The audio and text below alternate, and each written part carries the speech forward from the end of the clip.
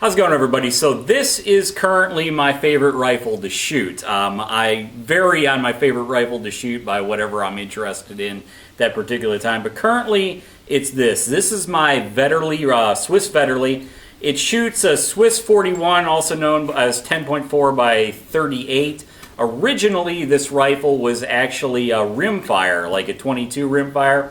However, this one has been converted over to single centerfire, because you can't find the rimfire ammunition anymore. These rounds are extremely expensive if you buy them. I actually made these out of 8mm Lebel rounds because I collect French rifles. I have a shitload of Surrender Monkey ammo laying around. So I made them. But if you're going to buy one of these rifles, just keep in mind that you're either going to have to custom make the brass or spend a lot of money in order to have someone else do it. In terms of reloading them, once you have the brass, it's dead simple.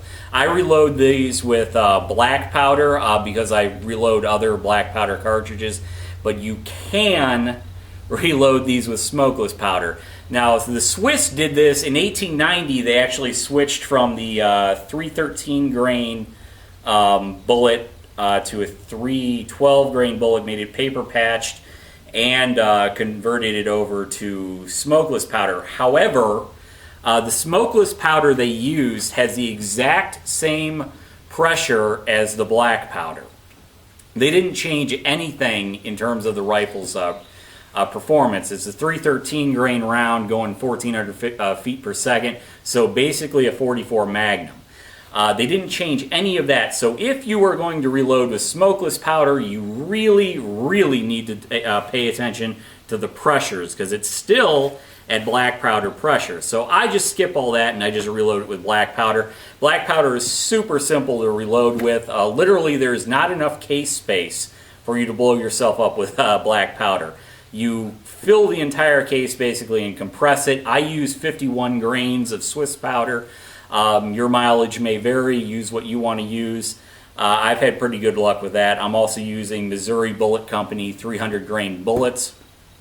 Pretty good results with that. One thing you need to keep in mind, though, is that this rifle is zeroed at, what is it, 225, blanking on whether that's meters or yards, but anyways, it doesn't matter at that range. Anyways, 225 yards. It's zeroed at that. So when you're shooting this at like reasonable ranges of 50 to 100 yards, which is what most people are going to shoot these at, it's going to be shooting way high. If you look at the ballistic path of 44 Magnum, you're going to have a lot of drop there. So you're going to have to aim very, very low to hit center of mass on this thing at closer ranges. I've alleviated that, and there are different ways to do this, but I made a brass front sight post. You can buy these, but honestly you can get anything off the internet, so just get yourself some round stock brass and take a file to it. Take you about 20 minutes to make a front sight out of this with a file. JB weld that sucker on the front end, you're good to go. And that's not a permanent change to this rifle. I've accidentally taken off this front sight by bumping it into something. JB weld's pretty brittle when you're using very small amounts, so you can just knock that sucker off and you're good to go. Alternatively, you could use silver solder or something, and even with JB Weld, if it's stuck on there good, you can heat it up and get it off. So that's not a big deal if you want to turn these to original configuration. This is an M78. I own an M81, and I also own an M1869-71 with the checkered hand grip. I actually think that one's a lot older than what you'd expect. I think that one's towards the beginning of that production line. This rifle here is probably 138 years old. It was the last one off the production line for that model. So 138 years old. The other one is at least 140 years old. It could be quite a bit older. I don't know. But for their time, these rifles were the assault weapon of their day. I know everyone hates that word, but they were the scary new thing on the block. This rifle has a 12-round capacity. Now, that doesn't sound like much in the days of 30-round magazines. However, keep in mind, in those days, most militaries were running single-shot guns. Most militaries, like the English, the Germans, the French, the Americans, were all using single-shot guns. Most of the world was actually using Remington rolling block single-shot rifles as their main military weapon. So, you know, in 1868, the Swiss were rocking like the highest volume of fire rifles on the market. The French wouldn't catch up with them until the 1886 Lebel rifle, and the Germans wouldn't catch up to them until they modified their 1871 rifles. But for a time, this was the most advanced rifle on the planet, and it looks like a Frankenstein rifle because it basically is. It takes the loading system of a Winchester 1866, basically tube magazine and a lift. It combines it with a bolt-action gun that looks like a musket, and that all doesn't make sense to us in these days because we have this idea in our head of what a bolt-action rifle is supposed to look like because we've seen, you know, 200 whatever years of development. But at the time they didn't. I try to explain this to people when we're talking about development of firearms. No one knew what a military rifle was supposed to look like with a brass cartridge, contained brass cartridge, and all of the modern technology that come on the market. No one knew what that was supposed to look like. This is even more pronounced when you look at pistols. No one knew what a pistol was supposed to look like till our Lord and Savior John Browning came out with a Browning High Power. Before that, there were all kinds of different models. Everyone was trying everything to come up with what was the most efficient system for a pistol. And when they started looking at rifles, this was the most advanced one on the market for a little while. Now, it had its disadvantages. We'll talk about that in a minute. But it makes sense in the context of the day. So you had people in that military who had been trained on muzzleloading rifled muskets. So if you look at this gun from here forward, this looks like some sort of black powder musket. It would look more like it if I had the cleaning rod in it. But it looks like some sort of black powder musket. So troops would be familiar with it, and they just adopted that. But back here, you've got a bolt action. Now, the two main countries that Swiss were going to have to deal with at that time were Germany and France, and they had both adopted bolt action weapons. So when they were developing their gun, they went, okay, you have bolt action. But there's this new technology on the market where you could have a tubular magazine filled with 12 rounds, so throw that on the gun too, and you end up with this Frankenstein abomination, which I absolutely love because it's like a personification of arms development in the time. I absolutely adore this rifle. Now the downside was you had this, the Swiss cartridge, which was originally rimfire, which means that it couldn't be all that big because the rim has to be small enough for you to be able to set off the round. So it couldn't be a really powerful round. The Americans had the same problem in the Civil War when they were developing their Spencer carbines and all that. But same problem with this. So they had to keep the round small, but they got the large capacity tubular magazine out of it, so it was a trade-off. Luckily, these guns really never saw large-scale wars. They were used in some... The reports on what they were used for is not good. They were reportedly sold to different places and used, but in terms of the Swiss using them, it was never used in a large-scale war. Probably a good thing. They were going up against single-shot guns, but you're talking about like 11mm Gross, 11mm Mauser, Martini Henry, 45-70. Very powerful black powder cartridge compared to a 44 Magnum, basically. But they did have a large volume of fire, so if they waited for the enemy to get in close, they would definitely have superiority in volume of fire. I don't know how that would have worked out, honestly. It's fortunate that it didn't, because people didn't die, but it would have been interesting to see historically how that actually worked out if this technology had been used. But Let's get into some shooting and just see how fun this gun is to shoot, because it is a blast to shoot. All right, let's make some smoke and probably not hit anything, but the best part about loading with black powder is all the smoke. That's half the fun. Cleanup is not the fun part, but that's not as bad as people think.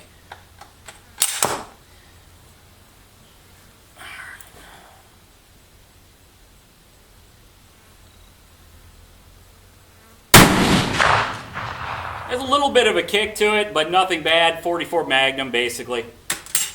Now, last thing you want to do is lose these rounds because they're so expensive to produce, or hard to produce, I should say. One thing you'll notice is it really blows out this cartridge. Now, people have had luck with neck sizing these, so they're fire formed to the gun. I have not had a lot of luck with doing that. The round just doesn't seat as well. I need to play around with it, possibly play around with some different bullets, but people are doing that. Very easy to reload, as I said. This one's a little bit stiff.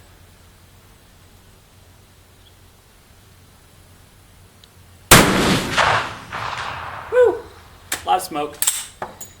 Now, as I've said, I have 4 of these. I have most of the models. I don't have the first model with that has a cover for the loading gate because that one's terribly expensive and hard to find. But there's also a carbine version of this, which I'm really interested in getting. But this long musket-like version is just so much fun. It's fairly accurate. I would probably get more accuracy out of it if I played with the bullet a little bit, got a better bullet for it, maybe a round nose like it was originally intended for. But I'm getting decent groups at 100 yards, so not too bad.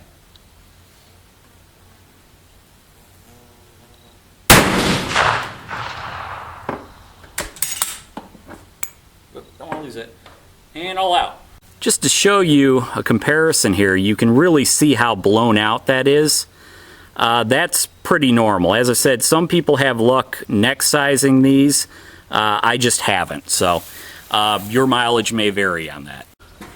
So as I said, this thing has a tubular magazine, so it loads a lot like a lever, actually exactly like a lever action. You place the rounds in here and just push them forward.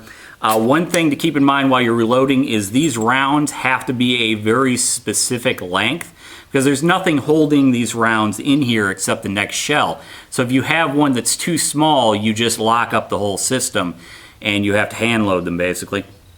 If they're too long, they don't work either. So they have to be exactly the right length.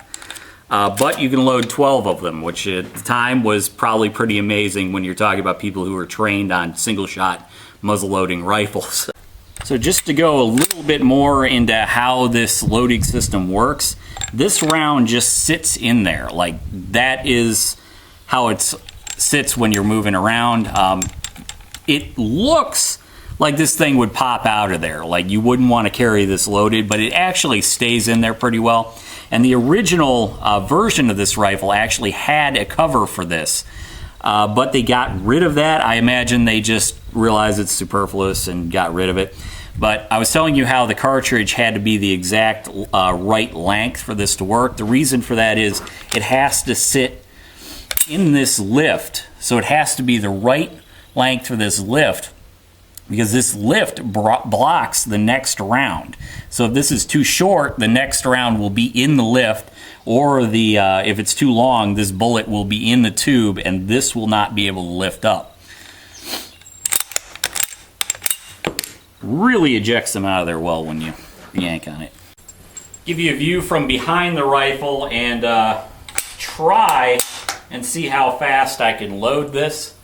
Keep in mind this thing's 130 some years old, so it's not functioning exactly how it would have functioned originally, but I will attempt to do a quick firing demonstration here with it. I'm not going to shoot it standing because, like I said, these rounds are extremely difficult to make, and I don't want to lose any of them, but I'll do it from the bench here and see how I do.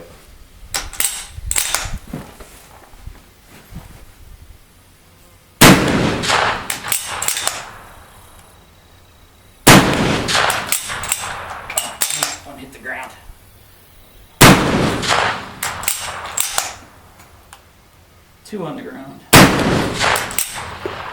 And empty. Let's see if I can find those rounds. Still smoke in the air. I imagine it would be very smoky if you were firing these with a number of people in a line, but makes for a fun range time. Here's just a close-up on what I've done to modify the front sight. As you can see, you really have to extend that up to get it to shoot point blank at closer ranges. But just a simple brass front sight, easy to produce, glued on there. Not too bad for, a couple hour project. Sorry for the shaky camera, but I put my tripod away. This was the target I was shooting at, just in case you were wondering. Now, I was aiming at the bullseye, and it was hitting low, which tells me I need to take a file to that front sight, which is how you sight that thing in, basically, is filing the front sight, which isn't that hard. It's really not that hard if you were thinking about doing it.